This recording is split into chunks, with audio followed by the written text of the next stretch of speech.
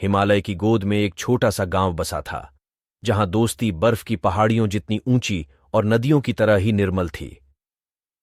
वहां रहते थे ध्रुव और शिवानी, बचपन से एक दूसरे के संगी साथी। ध्रुव आत्मविश्वास से खचाखच हर पहाड़ पार करने को लालायित, जबकि शिवानी शांत जल की तरह बहती, दूसरों की खुशियों में अपनी खुशी पाती। एक वसंत पंचमी के मेले में ध्रुव ने एक हाथ से लिखी पतंग देखी। मैं पतंगबाजी जीतूंगा। वो पतंग उसी शिवानी की थी जिसने कभी किसी प्रतियोगिता में भाग नहीं लिया था। हंसी ठिठोली के बीच ध्रुव ने वो पतंग जीत ली, लेकिन शिवानी के चेहरे पर उदासी देख उसे अपनी जीत बेमानी लगी।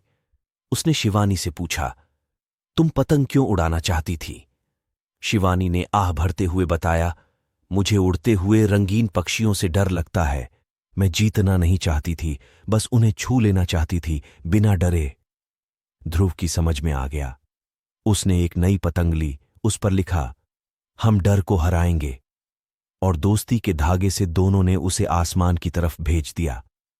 पहले तो पतंग उलझती रही, पर ध्रुव के हिम्मत वाले लफ्ज और शिवानी के शांत हाथों की तालमेल से वो नाची फिरी और पंछियों को भी छू लिया। आखिर में वो सबसे ऊंची उड़ी विजेता बनी। उस दिन शिवानी ने डर नहीं, दोस्ती की जीत देखी। उसके बाद हर चुनौती में वो दोनों दो पतंगों की तरह साथ उड़ते। ध्रुव हवाओं को पढ़ता, रास्ता दिखाता, और शिवानी दृढ़ता से धागे थामे रखती। एक दिन शिवानी ने माउंट एवरेस्ट फतह करने का सपना देखा। सब हंसे, पर ध्रुव मुस्कुराया। वो जानता था शिवानी के पंख उसके डर से बड़े हैं।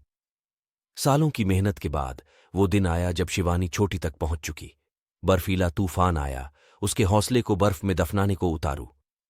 पहाड़ से लौटने की आवाज ने हवा भरी, पर ध्रुव ने कहा, शिवानी, याद है हमारी पतंग?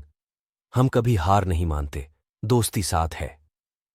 उस समय शिवानी को एहसास हुआ, दोस्ती ही उसकी सबसे मजबूत डोर है। उसने शिखर छुआ, अकेली नहीं, बल्कि उस दोस्ती के साथ जो उसे हर मुश्किल से उड़ाकर लाई थी। ये कहानी सिर्फ दोस्ती की नहीं, हिम्मत की भी है। ये बताती है कि दोस्ती पहाड़ से भी ऊंचे सपनों को पूरा करने का हौसला देती है। इसलिए अपने जिंदगी की पतंग को दोस्ती के धागे से बांधिए और उड़ान भरिए अनंत की ओर।